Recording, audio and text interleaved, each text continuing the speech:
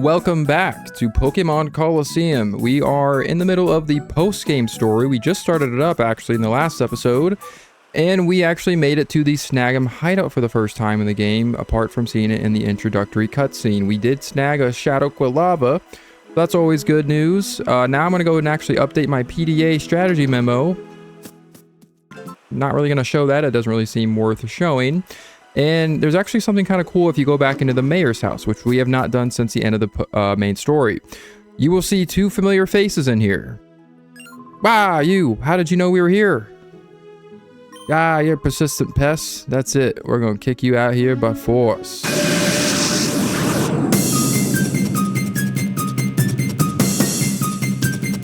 So we have Mirror Bee Peons here, Folly and Trudley, I believe is the other one's name. Very interesting names again.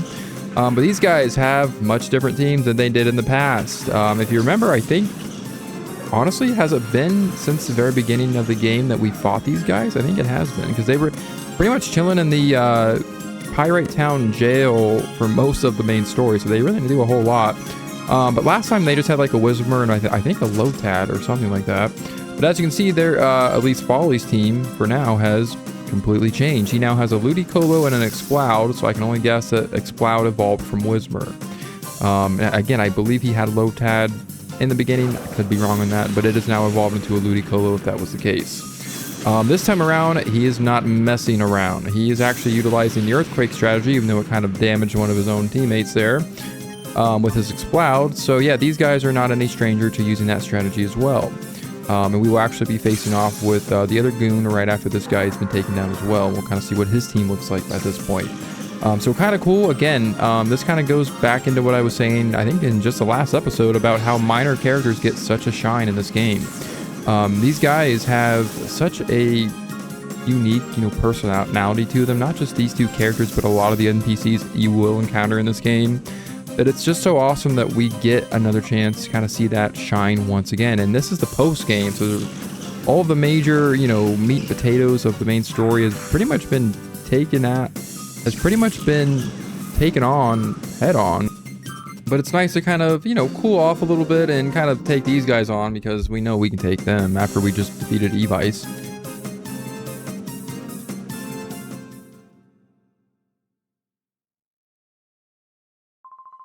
Hey, please don't tell anyone you saw us here. Oh, no, not again. Not after we finally got our freedom. Don't think that we're here for you to beat all the time. I'm putting an end to this once and for all.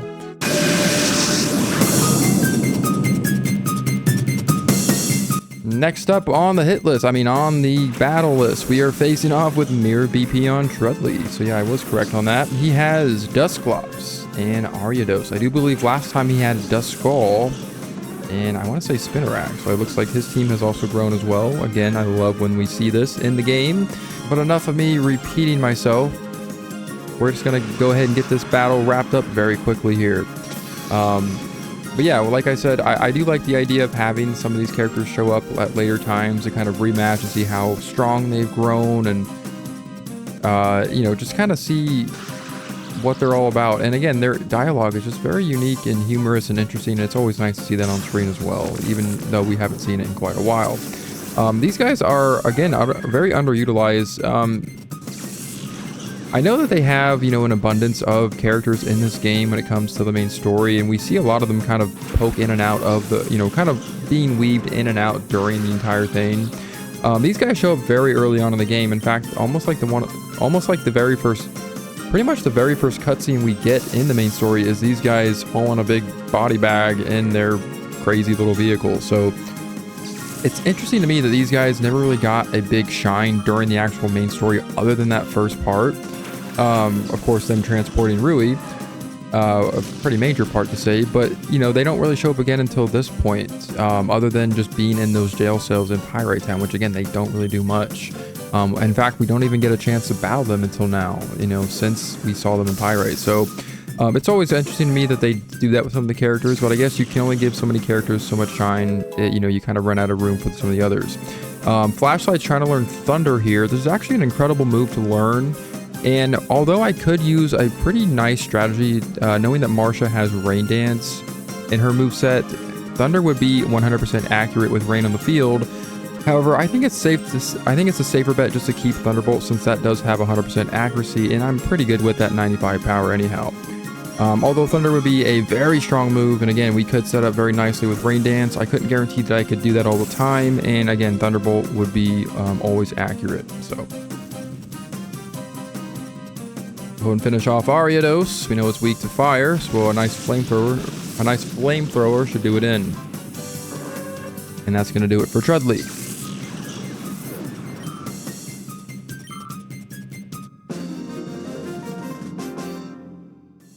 Your toughness is criminal. It's smooth criminal. Okay, I get it. I know how honking strong you are now. I won't battle you again. These guys just never learn their lessons fully, do they? But we can pretty much say that about every NPC in this game. And, of course, this woman is still up here. Oh, hi, lovebirds. The mayor's gone out. He's busy with things here and there and everywhere. He's always scurrying. Yeah, well, now that we know what he's actually up to and his identity, we can see that there's nothing good happening up in this bedroom.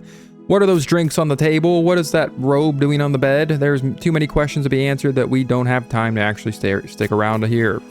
Not that we really would want to hear it, but yeah, I don't know. We know enough about the mayor at this point to where there's nothing good happening in that bedroom, just saying.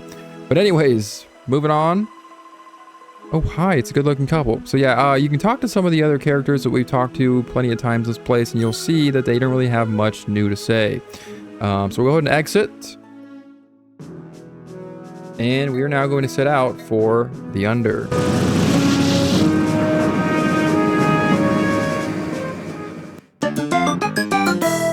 And of course, as soon as we step foot on different soil, or at least this nasty, grimy soil, we get another email. Trouble in Under, second Pyrite Town. Hi, Big Eye. We've been hearing about Shadow Pokemon from people visiting the Under from Pyrite. How ironic. A lot of the visitors have seen the Shadow Pokemon. Nett and the Under should have more information for you. What better timing than to arrive at, or what better timing to arrive in the Under than when we get that email? Perfect. I actually did not know we had to go here right this second. I was just trying to walk around the map to get that email triggered. But now that we're in the Under, we'll go and take our little UFO ride over to the main central part like we normally do. And we're going to check out what's going on. We're going to go ahead and head back to Nett's house and see what the hell's happening here. Yeah, Bit is going to repeat the same type of dialogue. Looks like that he did before the main story ended. Very boring. Give me something new to say, buddy. That's one thing I don't like, is they kind of recycle some of the same dialogue over and over again after a certain point in the story, and it's kind of just lame. Oh, Wes, did you go to Cypher's headquarters? Are you both okay? Yes, we are. Yeah, so she said this before, so let's talk to the big guns. Nett. Oh, hi, Wes. I think there's been a sneaky trainer in the Under lately. There's a guy in front of the junk shop named Gurks. He apparently saw the Shadow Pokemon in a battle. Gurks. Quickest way to find out is to ask Gurks himself. Wes, can you check it out? Why not? We've pretty much done everything, all the heavy lifting up until this point. Why not just talk to the stranger named Gurks? Heading downtown, we will find Gurks if we go into this building here, which is actually the Super Grand Hotel in the Under. Go upstairs, past these fine gentlemen as they're doing their little planning there. And we go outside on the upper level and we will find Gurks right here. Huh? What's that? You want to know about a Shadow Pokemon that I'd battled? How about we battle first? If you win, I'll happily tell you about that Shadow Pokemon's trainer.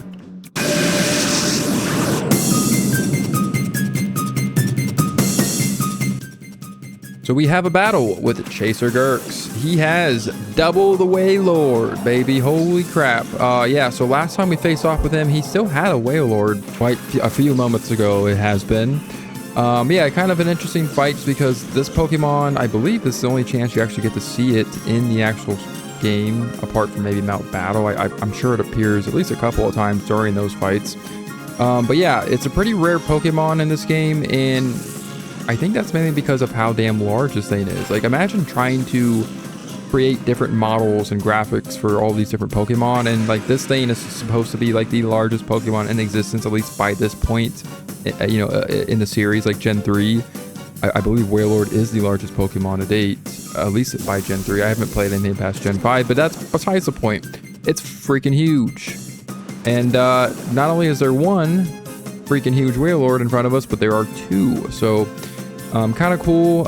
Again, apart from that, this battle really isn't that interesting at all. But one thing that's kind of funny is how small this guy looks in between his little Wailord sandwich there. Like, this guy is tiny compared to those things. Like, they're whales, for crying out loud. I guess that only makes sense.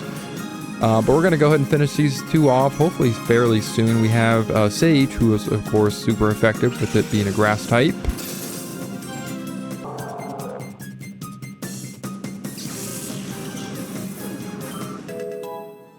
Nice, a level up for Cotton Swab. Scorch levels up.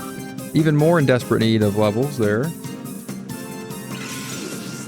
And we're going to finish the job with a Razor Leaf. Very nice.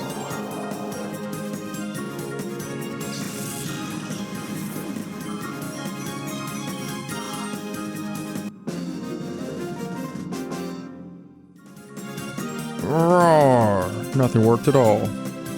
Appreciate it if you never roared at me again, bud. Just saying. Alright, I promised that I'd tell you about that Shadow Pokemon. The trainer was this guy named Bluno in a flashy blue outfit. He had a Shadow Croconaw with him. Well, that's not that useful at all because we already knew this. But yeah, he's essentially your hint. Oh, you ridden the subway? That brings back memories. I didn't know it was still running. Why I often drove it in my youth. Track all clear, all aboard. He's having flashbacks apparently. Yeah, it's kind of cool. You get a little bit of a unique dialogue there. I think you get that from him as soon as you're done with that subway portion of the game, but I can't remember for sure.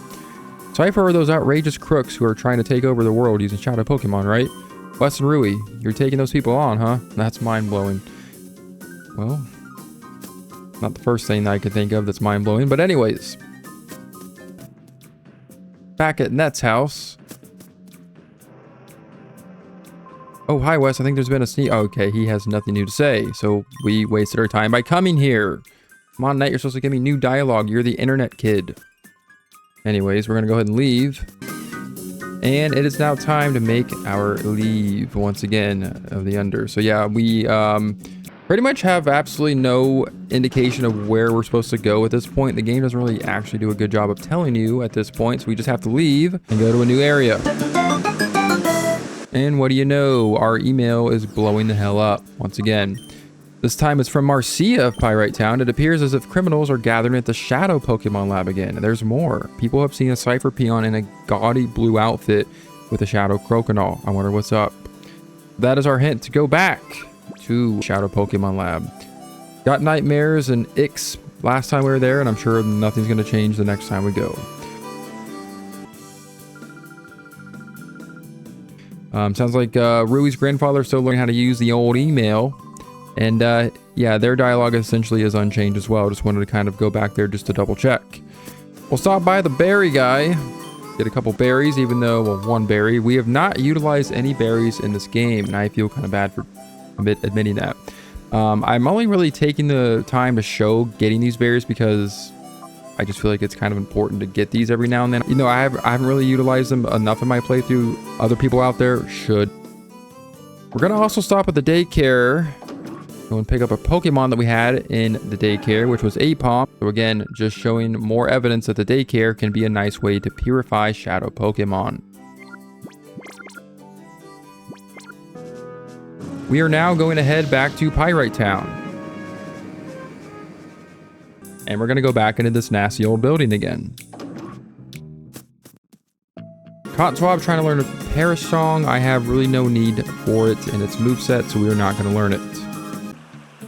So after venturing once again through the Pyrite Cave, we have landed back down here in the sewer area, where we have yet again another surprise right through this passageway.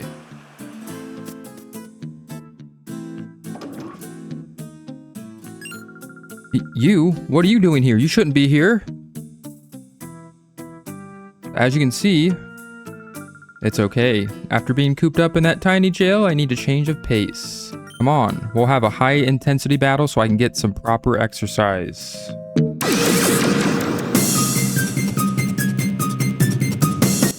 So as you can see, we have yet again more trainers to find down here where Mirror B once stood. Apart from the mayor's house, we did first encounter Mirror B way down here in the Pyrite Cave, and when we returned here before finishing out the main story in Railgum Tower, we actually found out that Mirror B's understudy, who went by the name of Miracle B, actually stood down here as well. So coming down here again, this time after the main story is concluded, you will find that 2 Mirror B peons who we have encountered before in Pyrite Town will also face off with you in a battle. And even though this is completely optional, for me, this is kind of a must, because as you can see, Mirror Peon Wreath has the Remoraid that I failed way back at the beginning of the game when we first encountered her in the Pyrite building. And also, if you remember, both of these Mirror B peons had Silva taken hostage in the beginning of the game as well when we first encountered Pyrite Town. So they have nothing good up their sleeve. And the main reason I wanted to come down here again was to not only show that these two can be rematched in the same location, but yes, mainly because I wanted to catch my Remoraid. It is one of the only 2 Pokemon that I actually failed to capture during the main adventure. And in order to officially 100% the game, we have to not only snag, but also purify all 48 Shadow Pokemon. And I can't do that if I don't have one of them. Well, I'm missing actually more than one at this point, but you get the idea. Remoraid will still appear at level 20, so once again, just like with Shadow Quilava, the smart thing to do would be to try to get it to sleep if you can. Luckily, I still have Yawn on my Scorch. And then just start chucking Pokeballs at it. It is a very weak Pokemon. The mistake I actually made the first time I fought her was I didn't do this. I didn't even try to put it to sleep from what I remember, and I actually decided to attack it without realizing that it was level 20. Because unfortunately, and I don't really understand why they do this, it is the only Pokemon I believe that you encounter as a Shadow Pokemon that is encountered at such a low level compared to where your team should be at that point. Because even by the time you reach the Pyrite building, most of the members in your team and your party should be at least probably close to level 30 or maybe a couple of levels away from that. I mean, hell, the 2 starter Pokemon that you get in the beginning of the game, Espeon and Umbreon, actually come at like level 25 and 26. So yeah, it doesn't really make any sense why they would throw such a low level Shadow Pokemon, especially in the very beginning of the game, which I guess that would be the only time they would do it. But we're going to try to see if we can capture it with a Nett Ball. Nett Ball works well on bug and water types, and it is a water type.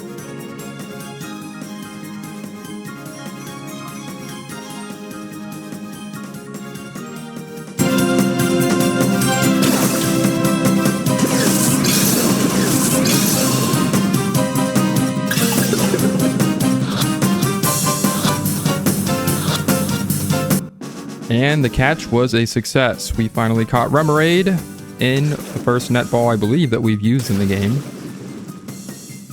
So now it is time to finish off the other Pokemon she has, which is Bluffdisc, another fairly weak Pokemon, although it is a pretty high level.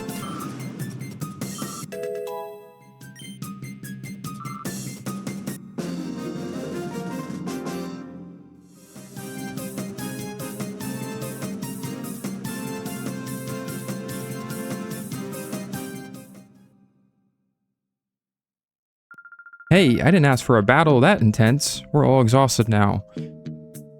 Wait, what are you doing, Wreath? Aw, but... There's no but. Come on, it's my turn. I'll show you what real battling is about.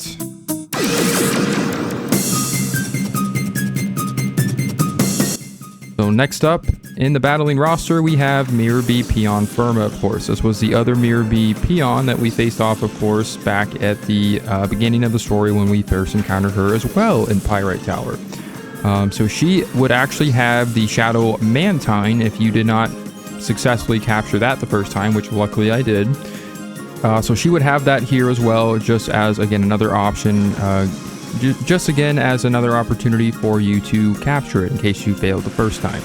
And again, I have mentioned this several times throughout the playthrough, but I do think that having the ability to essentially get a second chance if you do miss out on any of these Shadow Pokemon, or at least failing to capture them, is a nice addition that they added to the game, because they could have been mean, honestly, and just only gave you the one chance and forcing you to essentially reset your game every time you failed, if you were, of course, going for 100% completion.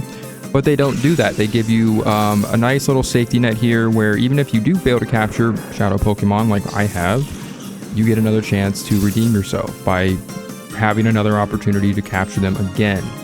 And like I said, Remoraid was not the only Pokemon that we actually failed to snag. We have yet again another Shadow Pokemon that we will be returning to eventually. It's just really not the right time to do it.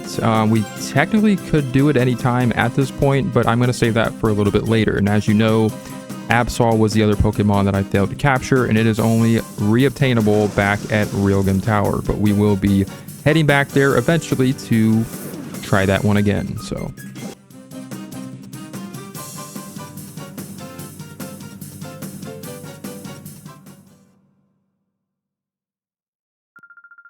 Mirab's gone, who knows where. What am I gonna do with myself? Well, if the rumors are true, Cypher doesn't sound like it will be around much longer. I better go find another job. You better get to looking there, lady, because the economy is not really doing that great. The job market is a wreck. Checking the snag list, we can finally cross off Remoraid off of that list, and we can add it to the PC to be purified at a later time. And we still have plenty of Pokemon left to purify. And just like I said, Absol is still out there ready to be captured, as well as all these other remaining Shadow Pokemon that we have not actually encountered yet.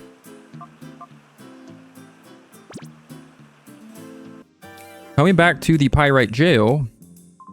Hi, you two. We blew it. Our prisoners broke out, every last one of them. I reckon they realize they make easier targets for their organization when they're caged. How the hell could this have happened? I mean, I know we did this voluntarily by letting out one of the prisoners as well, but come on.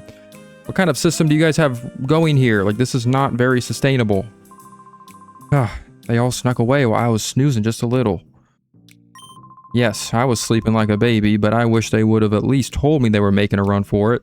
Yeah, because that's exactly what I would do if I was locked in a cell and I was wanting out, so... maybe it's the drinks that are on that table. Maybe that has something to do with how they got out. I don't know. But we're going to get the hell out of here. And it is now time to head for the Shadow Pokémon Lab once again.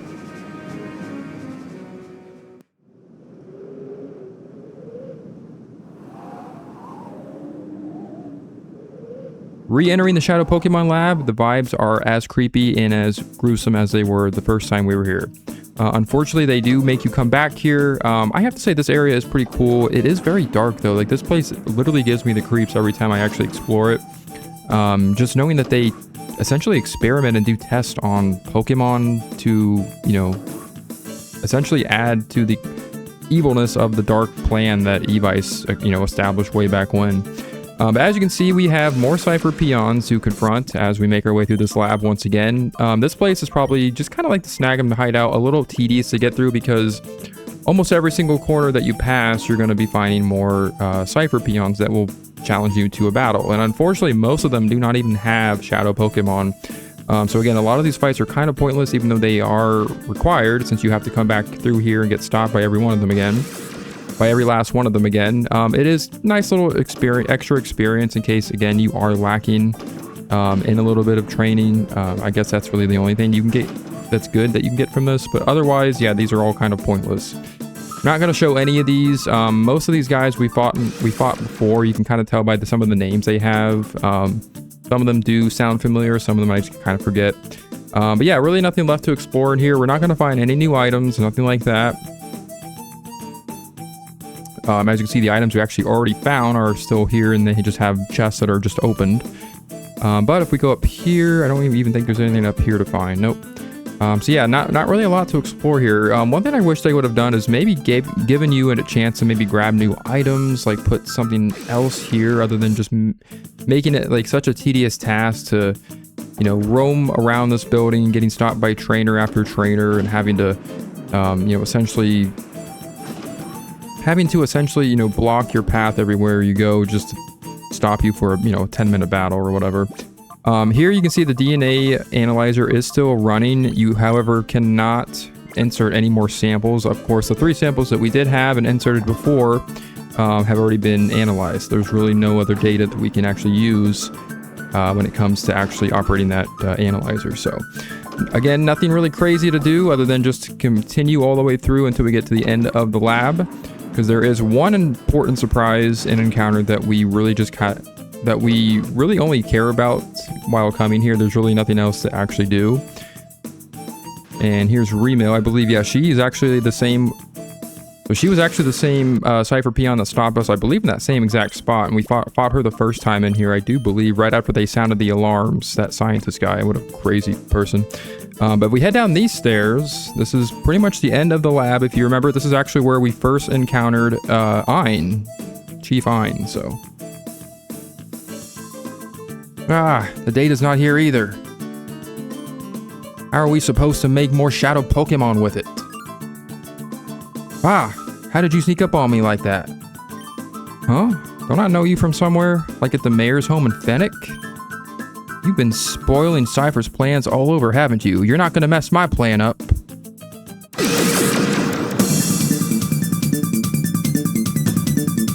This is our chance to have our first encounter with Cypher Peon Balluno. He is the third and final member of the mystery troupe that we first encounter, like he just said, in Fennec City. Obviously, we decided to confront Verde at the beginning of the adventure, getting a Bayleaf successfully. But if we had encountered him instead, we would have had a chance to snag this Shadow Croconaw. Once again, this thing appears at level 30 just like it would have if you first encountered him back in Fennec City in the beginning of the game. And this is our chance to actually capture it again. And just like my rant that I had, just like with my rant when we encountered Rosso back at the Snagem Hideout, I believe that the only real purpose for capturing this Croconaw is not only to 100% the game, but just for bragging rights alone.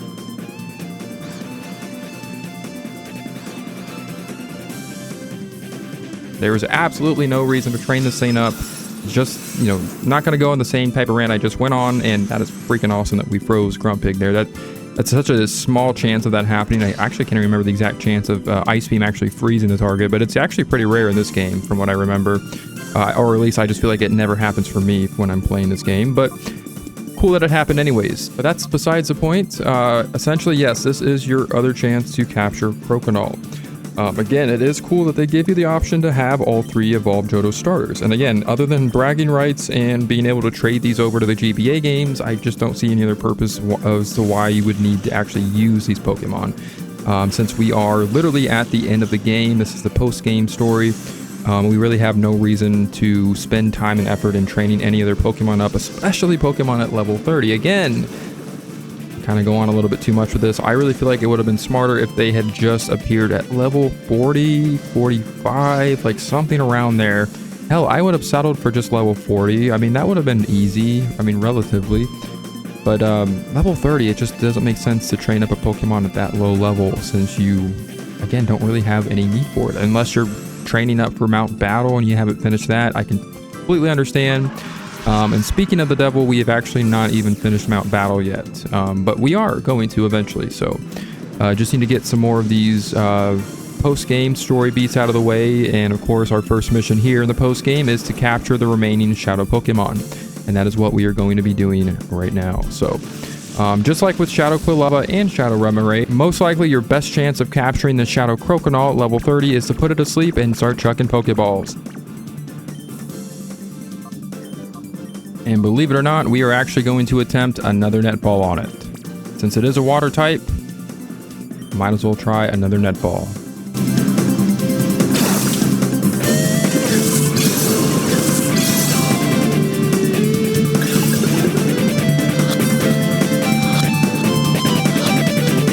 And what do you know? The second Net Ball in a row has been a success. So very nice. Kind of nice that we were able to hang on to those until the right moment, which apparently was now.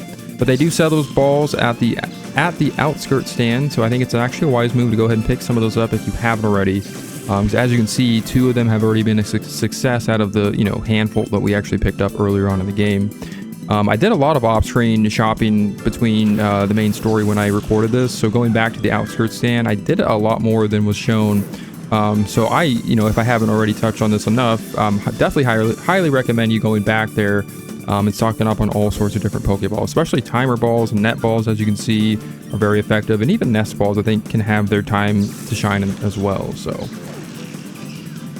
And also, I did point this out when we fought Rosso, but as you can see, Bluno actually has similar team members to Rosso and Verde. He has a Muck as well as a Grumpig. The other two that we faced off with as well also had those same team members. So like I said before, and I'm saying again now, these members of the same mystery troop are going to have pretty identical teams for the most part. So you should be well prepared and set up for taking this guy out.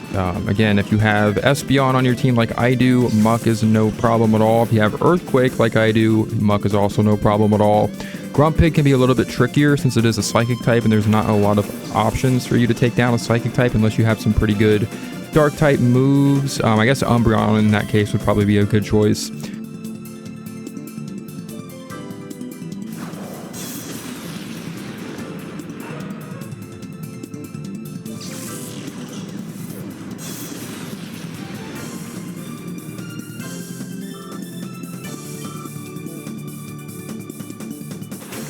But as you can see, he also has a camera up. So last time we actually... so if you remember when we faced off with Rosso, he had a Breloom. So again, slight differences in their teams, but for the most part, it is going to be pretty...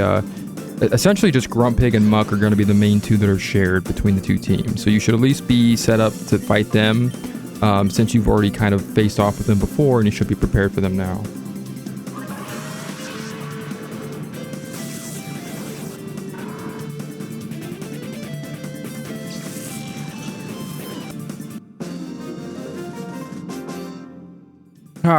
There goes my hope of becoming an admin. You got that right, Bluno Mars. And just like Ein, he disappears. There is no reward for us here on the table here like there was before. We already got the item that was in that item box the first time we were here. Nothing left to do but to take our leave. We get a nice little pointless fancy screen transition just to go through that door that is only a one-way.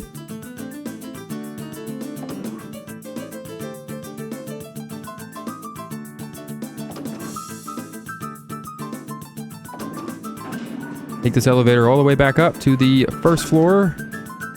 I guess where we just was technically the basement of the lab. And we make our exit. What do you know? We have an email. What else is new?